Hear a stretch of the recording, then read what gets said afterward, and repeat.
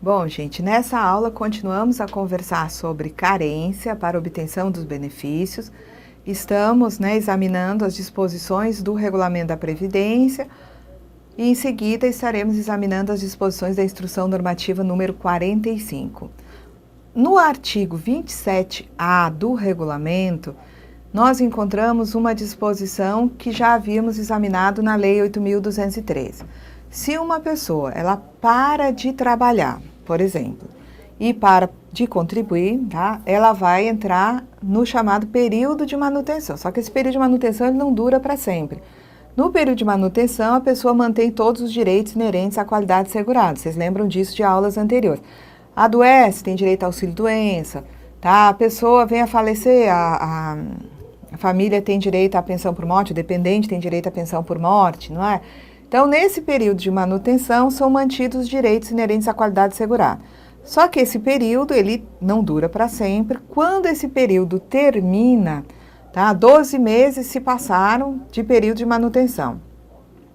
O primeiro mês, em seguida a esses 12 meses, tá? No mês, que seria o 13º mês, é um período de manutenção de 12 meses, no 13º mês, o segurado tem que cuidar de regularizar a sua condição perante a Previdência, efetuando o pagamento da contribuição relativa a esse 13º mês em dia. Caso não o faça, ele vai perder a qualidade de segurado. E a perda da qualidade de segurado tem algumas consequências. E uma das consequências diz respeito ao cômputo da carência. Quando alguém perde a qualidade de segurado e tem contribuições anteriores a essa perda, esse alguém só pode usar as contribuições anteriores à perda quando, depois de ele voltar a contribuir, ele tiver cumprido 1/3 da carência. Então, ele tem aqui 20 contribuições, perdeu a qualidade de segurado, volta a contribuir. Perdeu essas 20 contribuições quando ele perdeu a qualidade de segurado? Não, as 20 contribuições são deles, estão guardadas lá. Mas será que essas contribuições vão ser usadas de imediato, tendo em vista essa perda da qualidade de segurado? Não. Para usar essas 20 contribuições que ele tem lá guardadas, anteriores à perda, ele vai precisar cumprir 1/3 da carência exigida para o benefício. Quando ele cumpre 1/3 da carência, ele pode puxar essas 20 contribuições anteriores à perda para juntar com as novas contribuições pagas depois da perda da qualidade de segurado, tá? Então, havendo perda da qualidade de segurado, então houve a perda, esse é o dado relevante. Só um instantinho, deixa eu pegar a canetinha aqui. Havendo perda da qualidade de segurado, as contribuições anteriores a essa perda somente serão contadas para efeito de carência depois que o segurado contar a partir da nova filiação com no mínimo 1/3 do número de contribuições exigidas para o cumprimento da carência, tá?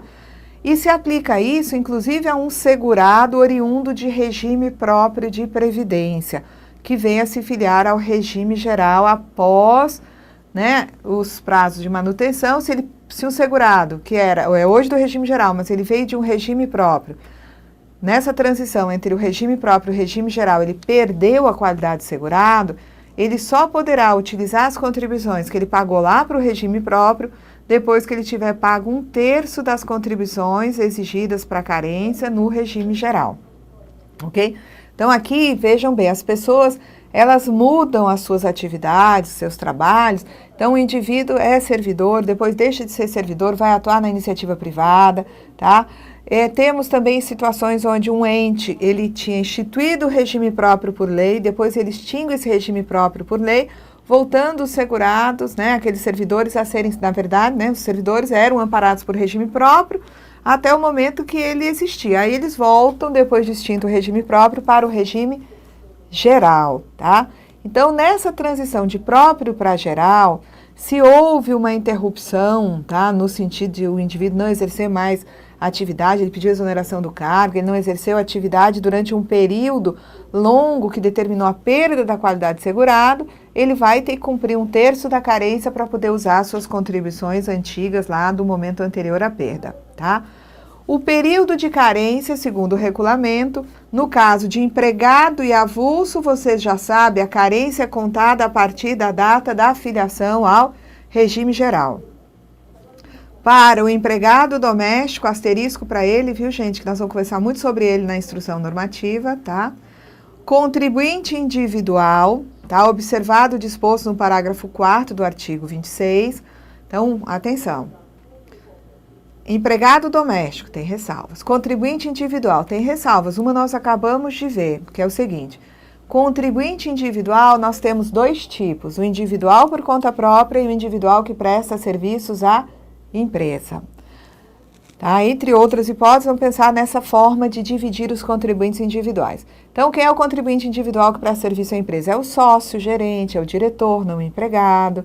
Tá? É aquele indivíduo que prestou realmente um serviço de caráter eventual, como é o caso do contador, de um advogado, tá? Enfim. Contribuinte individual por conta própria. Fica aí nesse grupo, no inciso 2, contando carência a partir da primeira contribuição sem atraso. Contribuinte individual que presta serviços à empresa, tá? Até março de 2003, ele fica nesse grupo, porque até março de 2003, esse contribuinte individual era responsável pelo recolhimento das próprias contribuições. Mas o contribuinte individual que presta serviços à empresa, a partir de abril de 2003, tá, vai ter um tratamento semelhante ao do empregado e do avulso. Por quê? Porque a partir de abril de 2003, quando o contribuinte individual presta serviço à empresa, a empresa contratante tem que descontar a contribuição desse profissional, desse trabalhador e recolher. Então, passa a ser responsabilidade da empresa recolher a contribuição também do individual que lhe presta serviço. E esse recolhimento é presumido feito. Então, se a empresa desconta e não recolhe, não é responsabilidade do segurado. Então, a empresa descontou dele uma contribuição em abril de 2013, não recolheu, tá? Ou recolheu em atraso. Isso vai prejudicar a contagem da carência para esse contribuinte individual? Não vai, tá? Então, o doméstico, o individual com uma série de ressalvas, tá? Aqui, com certeza, estará o contribuinte individual por conta própria e o facultativo, tá? Inclusive o segurado especial que opta por contribuir facultativamente, né, conforme, né, previsto lá no parágrafo 2º do artigo 200, só conta a carência a partir de quando? Da data do efetivo recolhimento da primeira contribuição sem atraso, não sendo consideradas para cômputo de carência contribuições recolhidas com atraso referentes a competências anteriores. Observado, quanto ao segurado facultativo, o disposto nos parágrafos 3º e 4º do artigo 11. Então, o facultativo, ele tem, né, que pagar a primeira contribuição em dia para poder se reconhecê-lo como facultativo. Ele só está inscrito e filiado efetivamente quando ele paga a primeira contribuição dele. Então, o mês que ele paga em dia, tá? A contribuição conta para carência, certo? Se ele pagar trimestralmente, porque ele vai contribuir sobre um salário mínimo, ele pode pagar trimestralmente, ou ele pagaria janeiro, fevereiro e março no dia 15 de abril, não tem o menor problema, tá? Já está contando desde janeiro, né, para carência, janeiro, fevereiro e março, as contribuições dos 3 meses já serão contadas para carência. Vamos lá. Então, né, no artigo 28, parágrafo 1º, diz o seguinte: para o segurado especial que não contribui na forma do parágrafo 2º do artigo 200, ou seja, que optou por não contribuir facultativamente, como individual e o facultativo fazem, o período de carência é contado a partir do efetivo exercício da atividade rural, mediante comprovação dessa atividade, conforme previsto no artigo 62. Então, vamos ver só o próximo parágrafo antes da gente fazer uma revisão, tá? Vamos lá. Então, aqui, revisando. Empregado e avulso, tá? E o contribuinte individual por conta própria contam a carência a partir da data da filiação. Refazendo. empregado, avulso e o contribuinte individual. Gente, eu tenho que ter um alarme aqui. Contribuinte individual que presta serviço à empresa, tá? Vou corrigir, vou escrever. Senão eu fico falando e vou viajando aqui. Empregado avulso e o CI que presta serviços à empresa. Esses três aqui, sendo que o CI apenas a partir de abril de 2003. Então, corrigindo o meu erro, porque é interessante isso. Às vezes começa a explicação e de repente parece que desliga um segundo, aí eu tenho que voltar. Então, voltando. Empregado avulso e o CI que presta serviços à empresa, tá? Esse CI a partir de abril de 2003. São os 3 casos onde a empresa desconta a contribuição do segurado que lhe prestou serviço e recolhe essa contribuição, e esse recolhimento é presumido feito. Eu conto a carência a partir da data do início, da data da filiação. Então, o início da contagem da carência, né, a data da filiação desses indivíduos ao regime geral, tá? A empresa não pagou. Tem problema. Não é responsabilidade do segurado. A empresa pagou atrasado. Não tem problema. Não é responsabilidade do segurado, é responsabilidade da empresa contratante fazer esse recolhimento. Então, quer dizer que mesmo que uma empresa pague a contribuição do CI a partir de abril de 2003 atrasada, conta como carência? Conta sim, tá? CI por conta própria.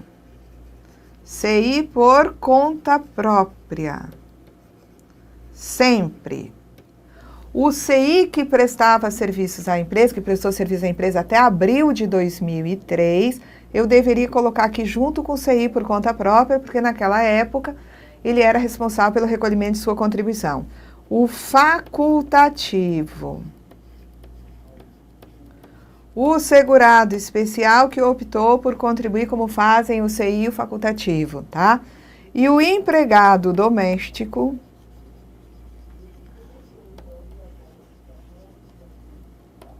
Como é que eu conto a carência deles? A partir da primeira contribuição sem atraso. Aí você vai dizer o quê? O empregado doméstico nem recolhe a própria contribuição, é o empregador que recolhe, e se o empregador atrasar, quem paga o pato é o empregado doméstico, porque ele vai ficar sem contar a carência. Tem ressalvas, muita calma que tem ressalvas para esse caso. A gente vai ver, né, por ocasião do exame das disposições da instrução normativa. Já o segurado especial, nosso amigo segurado especial, que não optou por contribuir facultativamente, como fazem os seus colegas, né, individual e facultativo, esse segurado especial conta a sua carência a partir da data seria a mesma coisa que o empregado, a data da filiação. Por quê? Porque ele conta a partir do efetivo exercício de atividade rural. Quando ele inicia a atividade rural, ele se filia como segurado especial, tá? Então, é essa a forma de contar a carência. Bom, o período a que se refere o inciso 18 do artigo 60 será computado para fins de carência. Que período é esse? É o período de atividade dos auxiliares locais de nacionalidade brasileira no exterior. Esses segurados, eles são brasileiros domiciliados no exterior que prestam serviço a organismos oficiais brasileiros, tá? Por exemplo, as nossas embaixadas, nossos consulados no exterior. Esses indivíduos, eles passaram a ser segurados obrigatórios a partir do ano de 1993, tá? Se proibidos de se vincular à previdência do país estrangeiro em que vivem, eles serão segurados obrigatórios do regime geral na categoria de empregados. E eles puderam, inclusive, tá, indenizar, pagar período anterior a essa filiação deles, né, a partir do ano de 90. Na verdade, a filiação obrigatória, se proibidos de se vincular à previdência do país estrangeiro, foi a partir de 1º de janeiro de 94. Mas eles puderam indenizar o período até o final de 93.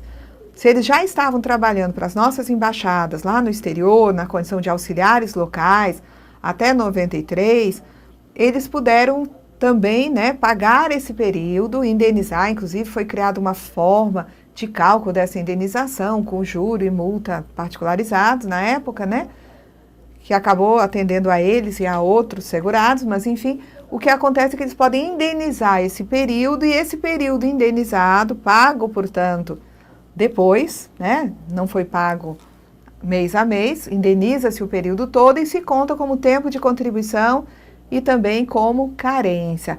Aí você vai dizer, gente, mas está pagando atrasado e está contando como carência? É isso mesmo. No caso específico dos auxiliares locais de nacionalidade brasileira, que estão exercendo atividade lá no exterior, prestando serviço, né, para as nossas embaixadas, eles vão poder pagar os atrasados, desde que proibidos de se filiar à Previdência do país estrangeiro, eles vão pagar esses atrasados e vão poder contar esse período pago em atraso, tanto como tempo de contribuição, como contar como carência. Muito bem. Para os segurados a que se refere o inciso 2, quem são eles?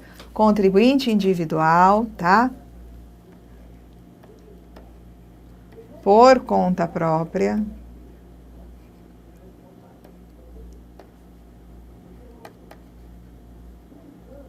Facultativo. E no caso do empregado doméstico, o empregador também pode contribuir trimestralmente, tá?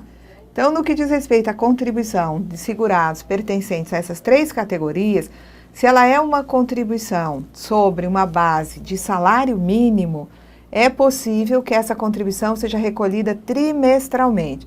Janeiro, fevereiro e março, pagamento 15 de abril. Abril, maio e junho, pagamento 15 de julho. Tá? Julho, agosto, setembro, pagamento 15 de outubro. Outubro, novembro e dezembro, pagamento no dia 15 de janeiro. Então, quando esses segurados optarem pelo recolhimento trimestral, o período de carência é contado a partir do mês de inscrição do segurado, desde que efetuado o recolhimento da primeira contribuição em dia. Então, seria o seguinte, o indivíduo, ele se filiou, tá? Na verdade, ele se filia, tem que se inscrever, né? Aqui ele está falando de mês de inscrição. Ele é filiado, trabalha, ele se inscreve em janeiro de 2013. E ele vai contribuir sobre um salário mínimo. É obrigado que ele, sendo contribuinte individual por conta própria, é obrigado que ele pague no dia 15 de fevereiro? Não. Ele pode juntar janeiro, fevereiro e março de 2013 e pagar no dia 15 de abril. Se ele pagar esses 3 meses no dia 15 de abril, ele pagou em dia. E a carência dele está contando desde janeiro, tá?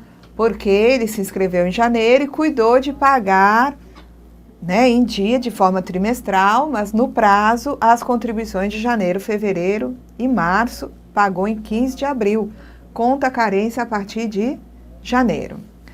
A concessão das prestações pecuniárias do regime geral, ressalvadas as situações de dispensa de carência, depende dos seguintes períodos de carência: 12 contribuições mensais, 12 no caso de auxílio-doença e aposentadoria por invalidez. 180 contribuições mensais no caso de aposentadoria por idade, tempo de contribuição e especial. 10 contribuições mensais no caso do salário maternidade, da assegurada contribuinte individual, especial que contribua, né, facultativamente e facultativa, tá? 10 contribuições mensais é o prazo de carência, né, para o salário maternidade da contribuinte individual, né? Contribuinte individual, tanto por conta própria quanto que presta serviço à empresa, 10 contribuições. Foi contribuinte individual, exige-se uma carência de 10 contribuições. Sendo que se essa contribuinte individual presta serviço à empresa, eu vou presumir recolhidas essas contribuições pelo seu contratante, tá? Então, 10 contribuições para quem? Individual, facultativa e assegurado especial que contribui facultativamente. E se o parto antecipar, reduz a carência. Portanto, Se chegar uma segurada que teve bebê, né, com idade gestacional de 6 meses, o bebê nasceu, o parto antecipou bastante, a carência exigida vai ser de 7 contribuições, tá? Vamos lá. Independe de carência a concessão das seguintes prestações. Nós já sabemos também: pensão por morte, auxílio reclusão, salário família e auxílio acidente de qualquer natureza. Independe de carência o salário maternidade da segurada empregada, avulsa e doméstica. Vamos lá. Independe de carência também a concessão do auxílio doença e da aposentadoria por invalidez quando for motivada a concessão por acidente de qualquer natureza ou causa, né? E aí se inclui o acidente de trabalho, e aí se inclui a doença do trabalho e a doença profissional. Também se dispensa a carência para concessão de auxílio doença e aposentadoria por invalidez quando o segurado, após ter se filiado ao regime geral, for acometido, então após filiar-se ao regime, for acometido de algumas das doenças ou afecções especificadas em lista elaborada pelo Ministério da Saúde e da Previdência. Hoje não é mais Ministério da Previdência e Assistência Social.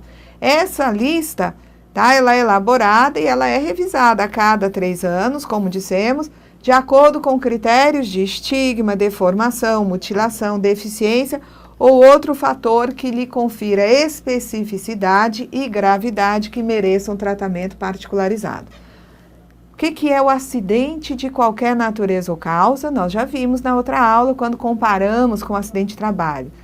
O acidente de qualquer natureza ou causa é aquele de origem traumática e por exposição a agentes exógenos, físicos, químicos e biológicos, que acarreta o quê? Lesão corporal ou então uma perturbação funcional que cause morte, perda ou redução permanente ou temporária da capacidade laborativa. Tá? E independe de carência a concessão das seguintes prestações também. São os benefícios concedidos ao segurado especial, tá? Onde eu não exijo dele um número mínimo de contribuições. Eu exijo dele um número mínimo de meses de atividade rural. Então, o preço para dispensar a carência em número de contribuições é comprovar uma carência em número de meses de atividade rural.